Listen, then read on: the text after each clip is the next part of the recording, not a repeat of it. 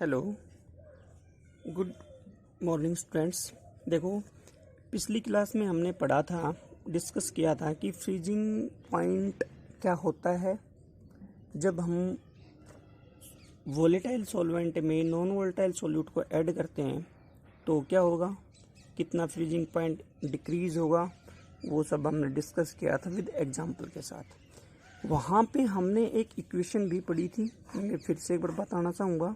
वो इक्वेशन क्या थी कि del T F is equal to K F into में एम, जहाँ एम क्या था, एम था जी molarity, molality LITY, molality of solute, ठीक है। और डेल टी एफ क्या है, डिप्रेशन इन फ्रीजिंग पॉइंट, ठीक है। के एफ क्या है, मोलर डिप्रेशन कांस्टेंट। मोललिटी मतलब कि 1000 ग्राम सोलवेंट में हमने कितना सोल्यूट ऐड किया, दैट इज द मोललिटी, ठीक है। ओके, जब हमने सोल्यूट को ऐड किया यानी कि m को मैंने बढ़ाया तो देखो यहाँ से डेल टी एफ की वैल्यू बढ़ेगी। और ऐसा ही होता है जब भी हम नॉन वोलेटाइल सोल्यूट को वोलेटाइल सॉल्वेंट में ऐड करते हैं तो जो डिप्रेशन फ्रीजिंग पॉइंट है वो कंटिन्यूअसली बढ़ता चला जाता है, ठीक है। क्लियर है। अब हमें ये इक्वेशन थर्मोडायनेमिक्स के अकॉर्डिंग प्रूव करनी है। तो यहाँ देखो, मैंने एक छोटा सा ग्राफ बनाया, ग्राफ आपके सामने है। वो कैसा ग्राफ है, vapour pressure versus temperature. Temperature को मैंने ले लिया एक्स एक्सिस के ऊपर, ठीक है। वेपर प्रेशर को ले लिया वाई एक्सिस के ऊपर। अब मेरे को पता है कि जो सोलवेंट है वो वोलेटाइल है, इट मीन्स उसका वेपर प्रेशर क्या होगा, ज़्यादा होगा। मैंने रिप्रेजेंट कर दिया। जो ए बी जो करो है, ये जो करो है वो क्या रिप्रेजेंट कर रही है, वो रिप्रेजेंट कर रही है कि भाई कितना वेपर प्रेशर है, यानी कि ए से बी तक जो सोलवेंट होगा वो एग्जिस्ट किस में करेगा, वेपर्स की फॉर्म में। बी पॉइंट के ऊपर जो सोलवेंट है वो कहाँ पे, मतलब बी पॉइंट के ऊपर सॉल्वेंट का जो टेम्परेचर वो कितना है, टी नोट है। टी नोट फॉर टेम्परेचर ले रहा हूँ सॉल्वेंट का, जो उसका फ्रीजिंग पॉइंट है, यानी कि टी नोट को मैंने क्या नाम दिया कि freezing temperature of the solvent. B point के ऊपर ये जो सॉल्वेंट है वो कन्वर्ट किस में होने लगा, सॉलिड में, ठीक है। अब जब इस सॉल्वेंट में सोल्यूट को ऐड करूंगा, इस सॉल्वेंट में सोल्यूट, सॉल्वेंट कैसा है, वोलेटाइल, वोलेटाइल सॉल्वेंट में नॉन वोलेटाइल सोल्यूट को ऐड करूंगा तो सॉल्यूशन बनेगा। तो सॉल्यूशन का वेपर प्रेशर क्या हो जाता है, थोड़ा सा कम। क्यों? क्योंकि इंटरमोलिकुलर फोर्स ऑफ इंट्रैक्शन है वो बढ़ जाता है, ठीक है। जिसके कारण फ्रीजिंग पॉइंट भी क्या होगा, थोड़ा सा घट जाएगा। वो कितना घटा वो हम बाद में देखेंगे। मैंने ये करो ई से सी तक मैंने ये करो बनाई, ये ई से सी तक करो जो है, देख लो प्रत्येक टेम्परेचर के ऊपर वेपर प्रेशर सॉल्यूशन का सॉल्वेंट से कम है। ये करो क्या रिप्रेजेंट कर रही है कि किसी भी टेम्परेचर के ऊपर सॉल्यूशन का वेपर प्रेशर सॉल्वेंट से कम है। क्यों है? क्योंकि सॉल्यूशन में नॉन वोलेटाइल सॉल्यूट को हमने ऐड कर रखा है, ठीक है। सॉल्यूशन जो है ई पॉइंट के ऊपर सॉलिड में कन्वर्ट होना शुरू हो गया, तो ई पॉइंट के ऊपर जो सॉल्यूशन का जो टेम्परेचर है वो कितना है, टीएस को मैंने क्या ले लिया, फ्रीजिंग पॉइंट सॉल्यूशन का, ठीक है। अब जब बी से सॉल्वेंट आया, सॉलिड होना स्टार्ट हुआ था बी से सॉल्वेंट, और पहुंचा ई तक आ गया, तो ई पे हुआ क्या, ई पे क्या हुआ, सॉल्वेंट और सॉल्यूशन दोनों ही एक साथ एग्जिस्ट कर गए। एक साथ एग्जिस्ट करने का मतलब क्या है कि दोनों का वेपर प्रेशर क्या हो चुका, इक्वल हो चुका। तो यहाँ पे वेपर प्रेशर कितना मान लिया मैंने, पी प्रेशर मान लिया। सॉल्यूशन और सॉल्वेंट जब इक्विलिब्रियम में थे तब की बात, ठीक है। अदरवाइज जो ये है क्या नाम है, बी पॉइंट के ऊपर प्योर सॉल्वेंट था तो इसका वेपर प्रेशर कितना मान लिया, पी नोट। डी पॉइंट के ऊपर प्योर सॉल्यूशन था तो वेपर प्रेशर कितना मान लिया, पी नोट।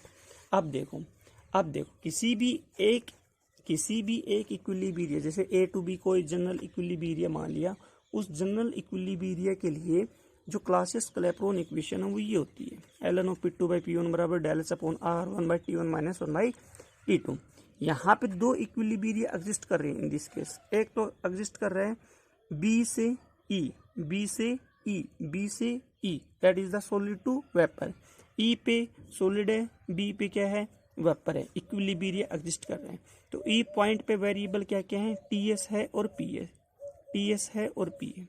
बी पॉइंट के ऊपर टी नोट है, पी है, पी नोट, टी नोट और पी नोट, दोनों के ऊपर मैंने क्या लिख दिया है, ये यहाँ पे क्लासियस-क्लैपेरॉन इक्वेशन लिख दी। वो क्या कि ln of P naught minus P is equal to del H upon R T S upon T naught. ये टी वन था, पी वन था, टी वन ये रहा, पी वन ये रहा, टी एस और पी ये रहा, बी पॉइंट के ऊपर टी नोट और पी ये रहा। ठीक है, मैंने यहाँ पे ये चीज लिख दी।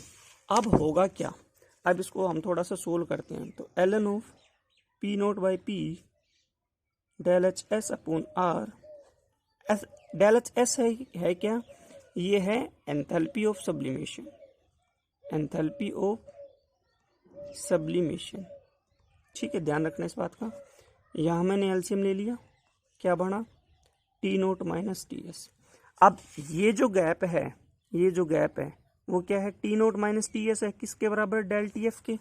तो ये जो T naught minus T S है, ये वैल्यू किसके बराबर आई, डेल टी एफ की। पुट कर देता हूँ मैं, ln of P naught by P is equal to del H S upon R into del T F upon T naught T S. मैं यहाँ पे एक और कंडीशन लगा दी, क्या कि इफ सॉल्यूशन इज डाइल्यूट, यदि सॉल्यूशन डाइल्यूट होगा तो होगा क्या, होगा उसमें ये कि जो टी एस है वो nearly equal to T naught आएगा। दैट मीन्स जो T naught into T S है उसका किसके बराबर आएगा, टी नोट के स्क्वायर के बराबर आएगा। तो यहाँ लिख दो, for dilute solution, for dilute solution जो ln P naught by P है वो किसके बराबर आया, del H S upon R del T F upon T naught का स्क्वायर। इक्वेशन नंबर इसको मैंने नाम दे दिया फर्स्ट। ठीक है, देखो नेक्स्ट जो इक्विलिब्रियम है वो कहाँ रिप्रेजेंट हो रहा है, ई से डी पॉइंट के ऊपर, ई से डी पॉइंट के ऊपर। जो ई पॉइंट है वहाँ पे सॉलिड भी है, वहाँ पे लिक्विड भी प्रेजेंट है, दोनों ही इक्विलिब्रियम प्रेजेंट थे। क्यों, क्योंकि बी से ई पॉइंट तक जब हम आए तो सॉलिड जो लिक्विड सॉल्वेंट है वो सॉलिड में कन्वर्ट हो रहा है। सिमिलर वे में सॉल्यूशन भी ऐसा ही कुछ है, सॉल्यूशन डी पॉइंट के ऊपर वेपर फॉर्म में है, ई पॉइंट के ऊपर वो क्या हो गया, सॉलिड में कन्वर्ट होना शुरू हो गया। क्योंकि ये ई पे T S temperature, T S मतलब फ्रीजिंग पॉइंट है किसका, सॉल्यूशन का। तो सी से कंटिन्यूसली जब आएगा तो ई पॉइंट के ऊपर वो सॉलिड में कन्वर्ट होगा, और डी पॉइंट के ऊपर क्या होगा, ई तो यहाँ है सॉलिड में तो कन्वर्ट यहाँ हो रहा है, तो डी पॉइंट के ऊपर ये चीज किस में प्रेजेंट रहेगी, वो प्रेजेंट रहेगी वेपर फॉर्मेट में। इट मीन्स पॉइंट ई के ऊपर जो सॉल्यूशन है वो सॉलिड में भी एग्जिस्ट कर रहे हैं, वो लिक्विड में भी एग्जिस्ट कर रहे हैं। तो मैंने एक इक्विलिब्रियम बनाया, वो क्या कि ई से डी, ई के ऊपर लिक्विड सॉल्यूशन, डी के ऊपर वेपर सॉल्यूशन। तो यहाँ ई पॉइंट के ऊपर वेरिएबल्स क्या क्या हैं, वेरिएबल्स को देखो, ई पॉइंट के ऊपर क्या क्या है, ई पॉइंट के ऊपर टी एस और पी, टी एस और पी ई पॉइंट के ऊपर, डी के ऊपर टी नोट और पी एस, टी नोट और पी एस। ये दोनों इक्विलिब्रियम मैं यहाँ पे लिखता हूँ।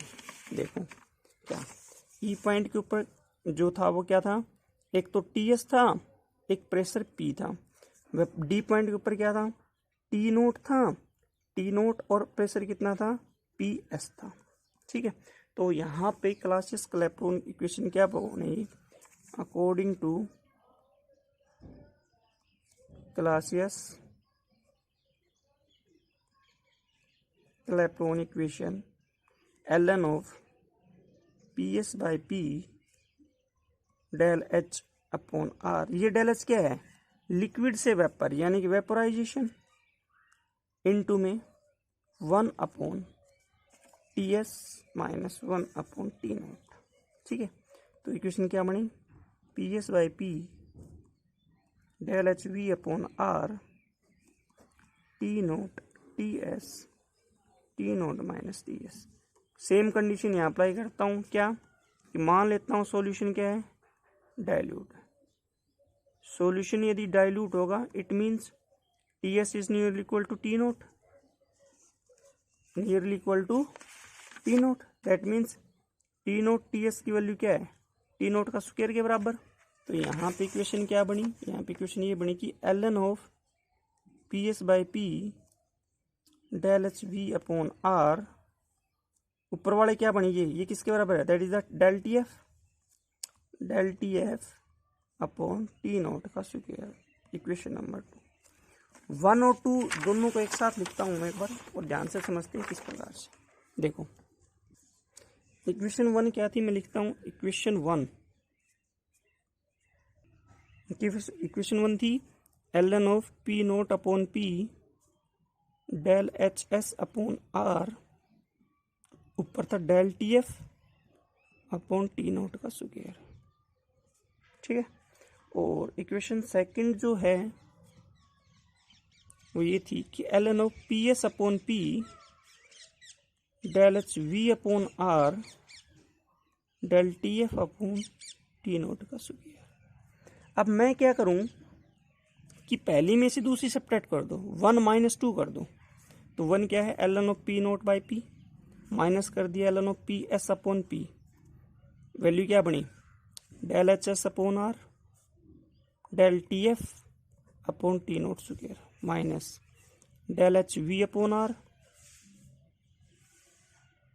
Del T F upon T naught का स्क्वायर। इसको थोड़ा सोल्व कर देता हूँ, P naught P minus ln of P S ln of P, ln A by B का फॉर्मूला लगा दिया, ln A minus ln B बराबर है, यहाँ से कॉमन ले लो 1 by R del T F upon T naught का स्क्वायर कॉमन ले लिया मैंने यहाँ से, वैल्यू क्या बची, del H S minus del H P, del H S minus, sublimation में से वेपोराइजेशन को सब्ट्रैक्ट करोगे तो भाई साहब वहाँ पे आंसर क्या आएगा, वहाँ पे आंसर आएगा फ्यूजन या फ्रीजिंग, एक ही बात है, फ्यूजन या फ्रीजिंग। यानी कि ये था सॉलिड से डायरेक्ट वेपर, ये क्या था सॉलिड टू वेपर, ये क्या है लिक्विड से वेपर। तो सॉलिड से वेपर में से लिक्विड से वेपर घटा दो, क्या बचेगा, सॉलिड से लिक्विड, जो कि क्या कौन रिप्रेजेंट करेगा, डेल एच एफ वहाँ पे रिप्रेजेंट करेगा। जहाँ पे डेल एच एफ है क्या, ये है मोलर लेटेंट हीट ऑफ, ये लिख देता हूँ मैं, क्या है molar latent heat of fusion, किसका, सॉलिड सॉल्वेंट का, किसका है, सॉलिड सॉल्वेंट का। ठीक है, क्योंकि यहाँ पे क्या था, ऐसा ही कुछ था कि solid to liquid to vapour, ऐसा कुछ होता है। तो ये यहाँ पे डेल एच एफ है, ये यहाँ पे डेल एच वी है, तो डेल एच एस किसके बराबर होगा, del H F plus del H V. तो यहीं से हमने उस चीज़ को क्या किया है, प्रूव किया है। तो ये इक्वेशन जो है, इक्वेशन नंबर 3 जो है, इक्वेशन 3 क्या बनी, equation 3 ln of P naught minus ln of P minus का ln of P S plus का ln ऑफ पी बराबर है, ये क्या बनी, del H F upon R del T F upon में टी नोट का स्क्वायर। ठीक है, ये इक्वेशन अपनी आ चुकी है। यहाँ पे ये चीज़ कैंसिल हो गई, क्या बचा, P naught upon P S del T F upon R upon T naught का स्क्वायर, ये इक्वेशन आ गई है। ठीक है, अब बस इसको थोड़ा सा सोल्व करना है। देखो equation number 4, from relative lowering of vapour pressure से देखो, P naught minus P S upon P naught की वैल्यू क्या होती है, x2 होती है। इसको थोड़ा सा सोल्व कर देता हूँ कि 1 minus P S upon P naught is equal to x2। It means किसके बराबर आया ये, P S upon P naught की वैल्यू क्या है, यहाँ पे पी नोट ये उस साइड गया, इस साइड 1 माइनस x2 के बराबर, दोनों साइड ln लगा दो, ln of P S upon P note बराबर है ln ऑफ 1 माइनस x2। अब हमें पता है कि x2 बहुत ज़्यादा 1 से कम है, क्यों, because solution is dilute, solution dilute है। तो ln ऑफ 1 माइनस x2 की जो वैल्यू होती है वो कितनी होती है, according to mathematics, minus x2 square upon 2 minus x2 का क्यूब अपॉन 3 चलता रहेगा। Higher order term can be neglected, तो आंसर क्या बचेगा, that means ln of 1 minus x2 is nearly equal to minus of x2। यहाँ put कर दिया, that means PS upon P naught ln की वैल्यू किसके बराबर आई, माइनस ऑफ x2। माइनस को साइड ले जाओ, minus of ln PS upon P note बराबर ऑफ x2, यानी कि माइनस को लेके जाओ तो क्या बनेगा, ln of P naught upon PS की वैल्यू क्या आई, x2। P नोट ऊपर चला गया यहाँ पे और PS नीचे, माइनस खत्म। ये इक्वेशन को मैं यहाँ इक्वेशन 4 में क्या कर देता हूँ, पुट कर देता हूँ, क्योंकि ये रहा, ठीक है। ये और ये दोनों क्या है, इक्वल है, तो पुट कर देता हूँ, पुट इन इक्वेशन 4। वैल्यू क्या बनेगी, वैल्यू बनेगी ये कि x2 is equal to del HF upon R del TF upon T naught का square, del HF upon R del TF upon T naught का स्क्वायर। यहाँ से इसकी वैल्यू निकाल लेता हूँ डेल HF से, देखो यहाँ पे देखो, यहाँ लिखता हूँ इसको, डेल TF की वैल्यू क्या आएगी, डेल TF की वैल्यू आएगी R T नोट का square upon del HF into में क्या आएगा, x2, इंटू में क्या आएगा, x2। अब बस इसको थोड़ा सा अपने को सोल्व करना है, वो सॉल्यूशन देखो किस प्रकार से क्या होगा क्या नहीं होगा। अब हमें पता है क्या है, इक्वेशन नंबर दे दो इसको 5, ठीक है। x2 की वैल्यू क्या होती है, थोड़ा सा सोल्व करते हैं। x2 mole fraction, number of moles upon total number of moles, moles of solute बटे total moles of the solution. अब सॉल्यूशन क्या है, सॉल्यूशन इज डाइल्यूट, सॉल्यूशन ही डाइल्यूट होगा, तो यानी कि n1 प्लस n2 की value nearly equal to n1 रहेगी, क्योंकि n2 की वैल्यू तो वहाँ पे है ही ना, तो x2 की वैल्यू क्या आएगी, n2 अपॉन में n1, ठीक है। अब नंबर ऑफ मोल्स किसके बराबर होते हैं, weight by molecular weight into में, यहाँ पे क्या है, वेट अपॉन मोलिकुलर वेट, तो x2 की वैल्यू क्या आई, x2 की वैल्यू आई W2 अपॉन M2 इनटू में M1 अपॉन में W1। ये वैल्यू यहाँ पे हमने क्या करी, कैलकुलेट की। इस कैलकुलेटेड वैल्यू को यहाँ इक्वेशन 5 में पुट कर देता हूँ, ठीक है। इसको कहाँ पुट कर रहा हूँ मैं, यहाँ पे वैल्यू क्या बनेगी, del TF is equal to RT naught square upon में डेल HF इनटू में W2 अपॉन M2 इनटू में M1 अपॉन W1, ठीक है। अब मान लेता हूँ, लेट कर लेता हूँ यहाँ पे W1 यानी कि वेट ऑफ सॉल्यूशन, कि वेट ऑफ सॉल्यूशन यहाँ पे कितना है जी, वह मान लेता हूँ 1000 ग्राम है। सॉल्यूशन नहीं, सॉरी उल्टा लिख दिया, सॉल्वेंट का वेट कितना मान लूँ मैं, 1000 ग्राम, ठीक है।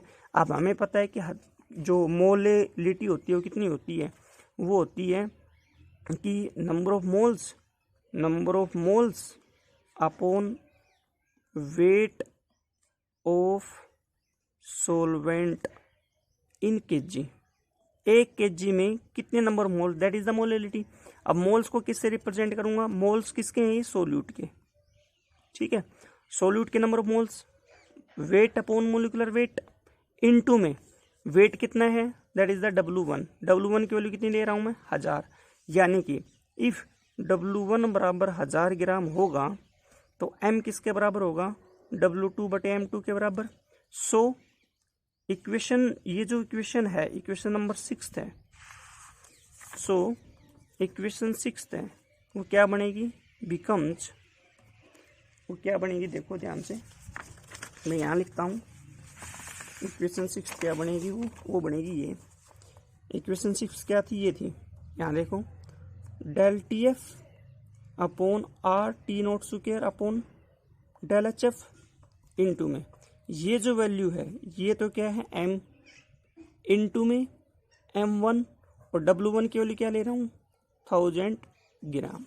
इसको थोड़ा सोल्व कर दो, T naught square upon del HF, इस M1 को इसके नीचे लिख देता हूँ, ये एक टर्म बना देता हूँ, into M by 1000।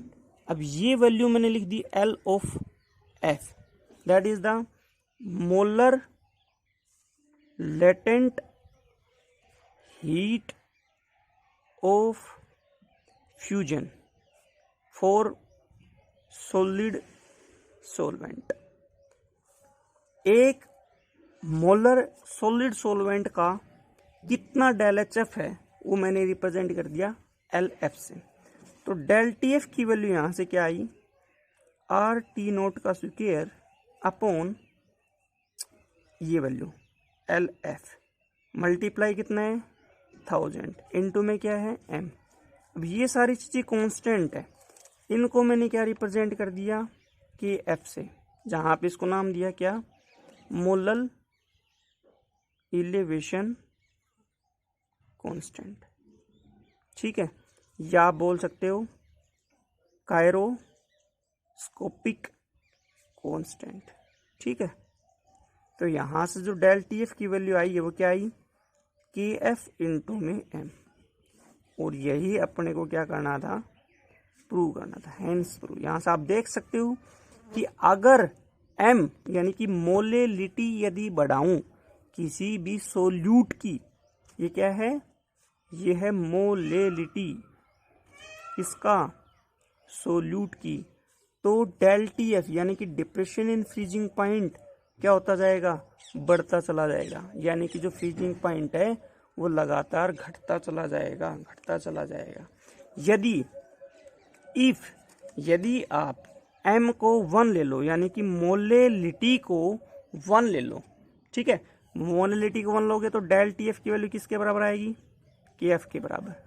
It means जो कायरोस्कोपिक कांस्टेंट है या मोलल डिप्रेशन को, इलेवेशन कांस्टेंट गलत बोल दिया है यहाँ पे, मोलल क्या है, डिप्रेशन कांस्टेंट, क्योंकि हम इलेवेशन तो बॉइलिंग पॉइंट में आता है, मोलल डिप्रेशन कांस्टेंट।